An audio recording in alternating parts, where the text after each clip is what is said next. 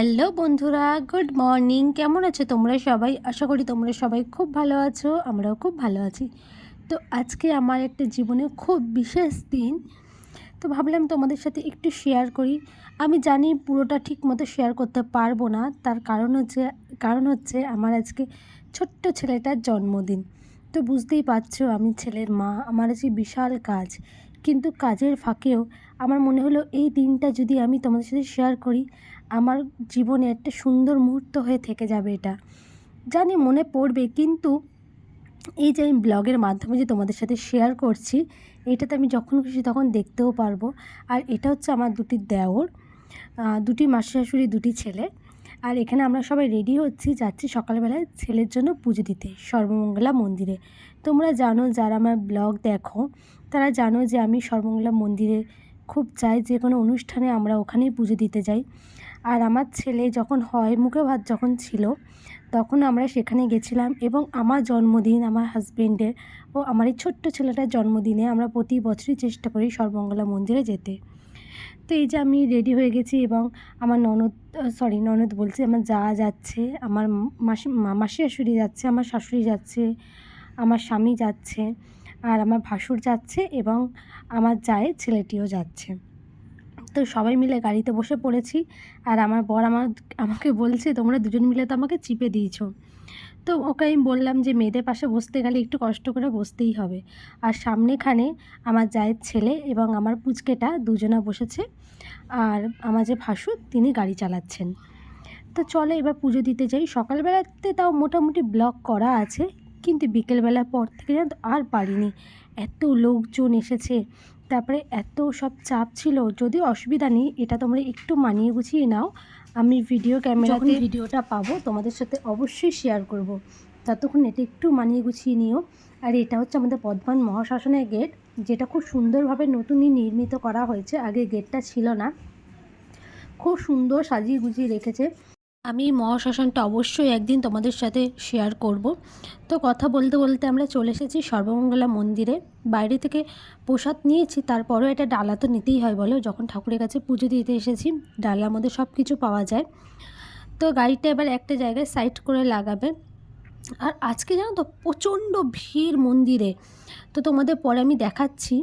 আর একটা মাসি শাশুড়ি এসেছিলেন, যেটা আমি বললাম। তো এই যে ওরা সব নামছে। তো চলো এবার জুতোটা গাড়ির ভেতরেই রাখবো, রেখে তারপরে যাব মন্দিরের ভেতরে। আর আমার ছেলে জানো তো কিছুতেই ওর পাপার পিছনটা ছাড়েই না। এই যে এখানে ওরা দুজনা পুজোর প্রসাদটা নিচ্ছে, আর সবার হাতে যে জল দিয়ে দিচ্ছে হাতটা ধোয়ার জন্য। তো হাত ধোয়া হয়ে গেছে, এবার চলো মন্দিরে যাওয়া যাক। আর এখানে না, আমি ভিডিওতে তুলিনি, এখানে একটা দাদুর সাথে দেখা হয়েছিল, যে দাদুটা খুব ভালো, আমি বহু বছর পর আবার দেখতে পেলাম। তো এই দেখো মন্দিরের ভিতরটা কেমন ভিড় দেখতে পাচ্ছ। মানে এত ভিড় আজকে নাকি পৈতে যারাদের আছে, উপনয়নের আজকে দিন আছে, তো তার জন্য বিশাল ভিড় ছিল। আর এখানে এই পুজো দেওয়ার পর ছেলেটার একটু ফটোশ্যুট হচ্ছে। ছেলেটা তো কিছুতেই বসবে না, ওকে অনেক ভুলিয়ে ভালিয়ে বসানো হয়েছে ওখানে। অবশ্য ওর বিরক্তও লাগছিল, ওকে একবার এইদিকে একবার ওইদিকে বসতে বলছে, চুপ করে বসতে বলছে, ও তো কিছুতেই বসছে না, একটু নড়াচড়া করছে। তো যাই হোক, ওর এদিকে ফটোশ্যুট হচ্ছে। তো তারপর ফটোশ্যুট হওয়ার পর আমরা আরেকটু বসবো, মানে আমাদের নিজেরও কটা ফটো তুলে নিয়েছি। তারপরে এই যে বাড়ি যাচ্ছি। আর এইখানে দেখো কত ভিড়, মানে পা ফেলার আজকে সত্যি জায়গা ছিল না। আর তোমাদেরকে আর একবারও মায়ের দর্শন করিয়ে দিই। এই দেখো সবাই একটু মাকে প্রণাম করে নিও। তো এখানে না প্রচুর মহিমা আছে, প্রচুর পুরাণ কথা আছে। তো কোনো একদিন সময় পেলে তোমাদের সাথে অবশ্যই শেয়ার করব। আজকে একদমই সময় নেই। তো চলো এবার বাড়ি যাওয়া যাক, বাড়িতে গিয়েও অনেক কাজ আছে। আর পুজো দিতে দিতে না অনেকটা বেলা হয়ে গেছিলো, মানে 10:30 11টা বেজে গেছিলো। ইচ্ছে ছিল একটু তাড়াতাড়ি করে আসার, কিন্তু হয়নি।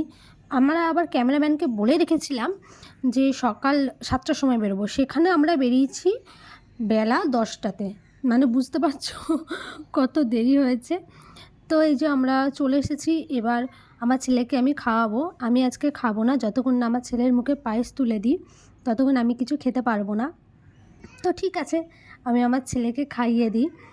আর এখানে আমার দুটি মাসি শাশুড়ি এসেছে, তো তারাও এসে খেতে বসেছে। আর আমার শাশুড়িরা না 7 বোন, তার মানে 7টা মাসি শাশুড়ি, তার মধ্যে একটা মাসি শাশুড়ি আসেনি, বাকি 6 মাসি শাশুড়িই এসেছে। আর আমাদের যে বিয়ে বাড়িটা নেওয়া হয়েছে তার পাশে দেখো কত বড় মাঠও রয়েছে, আবার বাঁকাও রয়েছে, মানে খুব একটা যে গরম করছিল তা না। আর এই যে এখানে খাচ্ছে, আর এই যে বিয়ে বাড়িটা যেখানে খাওয়ানো হবে সেটা, এটা হচ্ছে দোতলায়, আর 3 তলায় রান্না হবে, 1 তলায় সবাই বসবে, মানে একদম ভাগ ভাগ করা আছে, খুব ভালো বড়সড় জায়গা আছে, জায়গা নিয়ে কোনো অসুবিধা হয়নি। আর আমার মাও চলে এসেছে, পুজো দিতে যাওয়ার সময় মা যায়নি, আমার মা, আমার বোন আর বোনের পুচকেটা, এই যে আমার বোন ওখানে দাঁড়িয়ে আমার বোনের বরের সাথে কথা বলছে। আর এদিকে আমার পুচকেটাতে কোথায় গেছে আমরা খুঁজছিলাম, তো তারপর দেখবে পুচকেটা আবার দৌড়ে দৌড়ে আসছে, দেখো এই দেখো ও ফাঁকা জায়গা পেয়ে ও খানিকটা দৌড়াদৌড়ি করে নিয়েছে।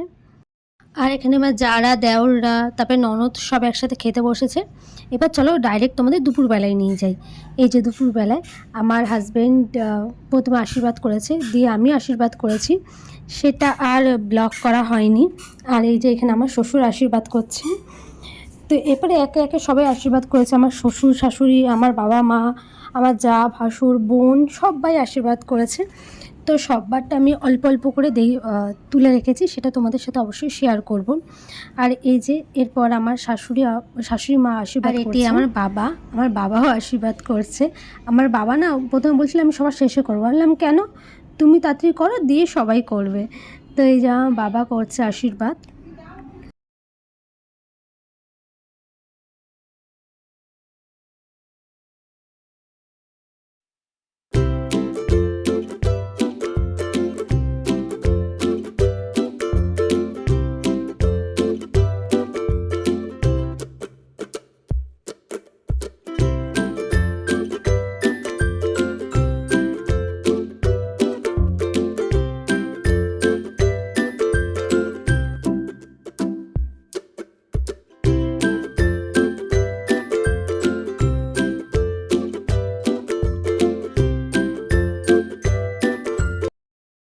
আর এই যে ইনি আমার মা আশীর্বাদ করছে, তারপরে আরও অনেকে করেছে, সবার আশীর্বাদটা তো দেখানো সম্ভব না, তাহলে ব্লগটা অনেক বড় হয়ে যাবে।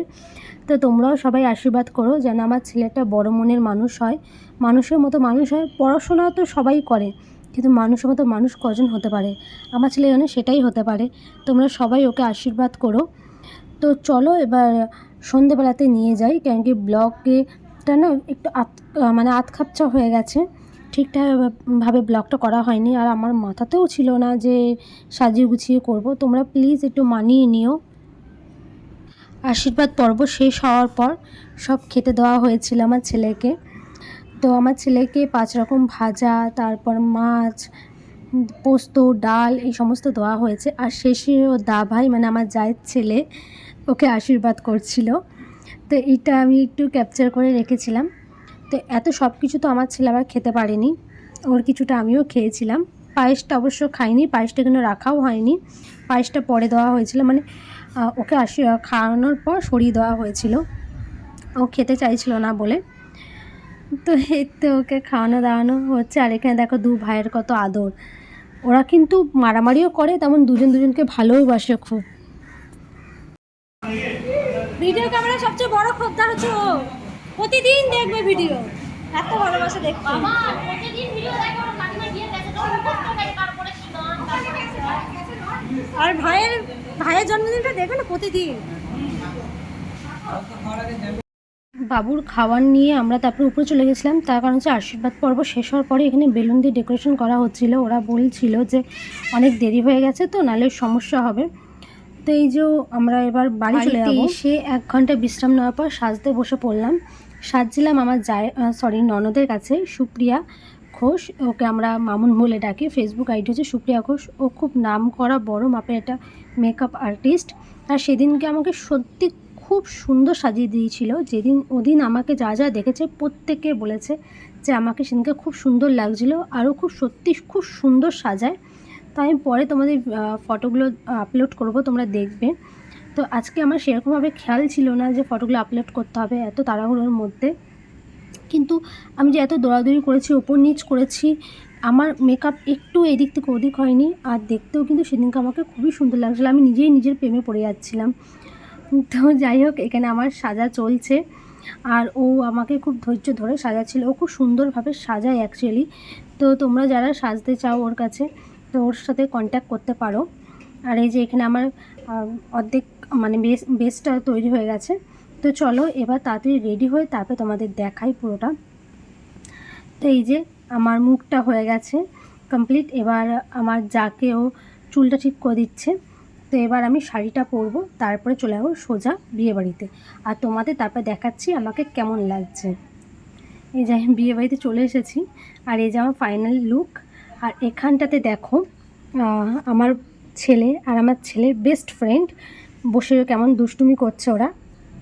তারপর সোজা আমি খাবারের এখানে চলে এসেছিলাম। আমার তারপর থেকে আমার কাছে ফোনটাই ছিল না, বিশ্বাস করো। আমি এত লোকজন ছিল, তো আমি আমার ফোনটা না আমার শাশুড়ির কাছে দিয়েছিলাম, আর আমি ভুলে গেছি টোটালি যে ভিডিও করতে হবে।